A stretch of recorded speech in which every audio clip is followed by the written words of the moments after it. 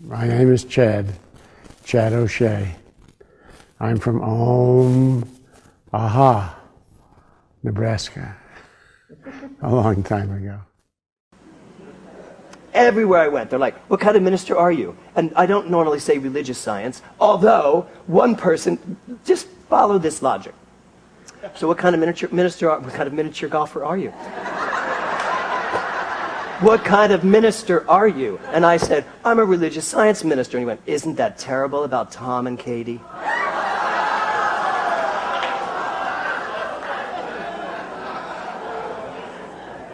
I got the jump. I totally got it. I said, no, I'm not a Scientologist. He's like, yeah, but isn't that terrible about Tom and Katie? Because that's, of course, the more interesting conversation. So I always say I'm a New Thought minister, and 99.9% of the time it's like, oh, I've never heard of that. And it just blows my mind.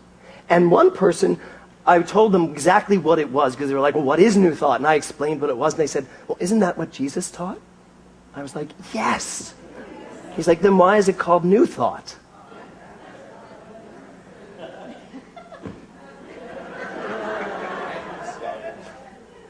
I walked away. No. I want to be able to bring some music to the youth that shows them they're beautiful and they're lovable and they have so much to offer the world. And so I'm hoping to start creating, let me just rephrase that. I'm in the process of... I'll tell you a funny story about when I first got married as a very, very young person. My mother-in-law said to me, now this philosophy, this religion, she was a wonderful, wonderful woman and a Methodist. And she said, now, is it about mind over matter? And I said, no. It's about mind as matter. And she never asked me another thing. This was, I was at a group meeting, and I don't remember, maybe a party or something. And, you know, when you're in among a group of people, one of the first questions everybody wants to know, because they can label you then, is what do you do? And I generally stay away from telling people what I do until they ask me. So I was asked, and I said, oh, well, I'm a minister. And the fellow looked at me, and his eyes got big, and what kind of a church do you pastor? I said, well, I am the minister of the Church of Religious Science in Albuquerque. And he looked at me and got this surprised look on his face.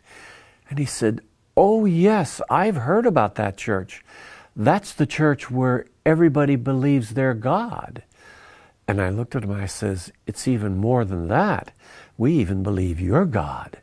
And I just thought that was kind of a clever little response for somebody who's so slow to respond as I.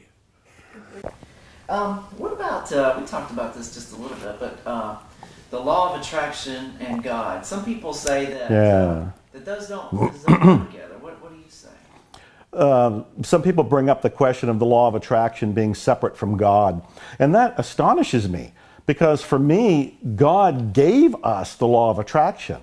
This is one of the powers that we're enabled to use, but most of us are oblivious to it. That's just the way we're brought up. That explains why we don't know it being brought up. But once a movie like The Secret is out there, or some of my books like The Attractor Factor is out there, and you learn about the law of attraction, this is a tool like any other tool. It's almost like saying the law of gravity is against God. Give me a break. God gave you the law of gravity. God gave you the law of attraction. You get to use it. If you don't want to use it, what you're doing is using the law of attraction to attract all the evidence that it doesn't work and it's not for God. It's still the law of attraction. It's still got to be working. So God gave you this. I say, praise, give thanks, and use it. I decided that the only way I could change that was to change myself.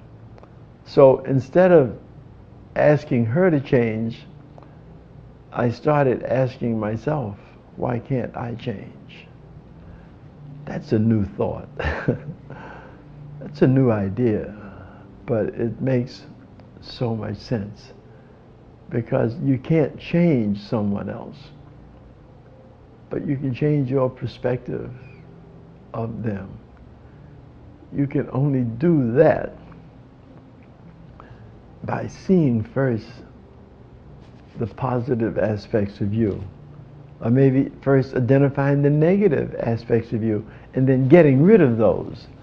And when you come to the realization that they don't serve you well, that they don't help you to do anything or be anything of substance, then if you got an ounce of brains, you'll change.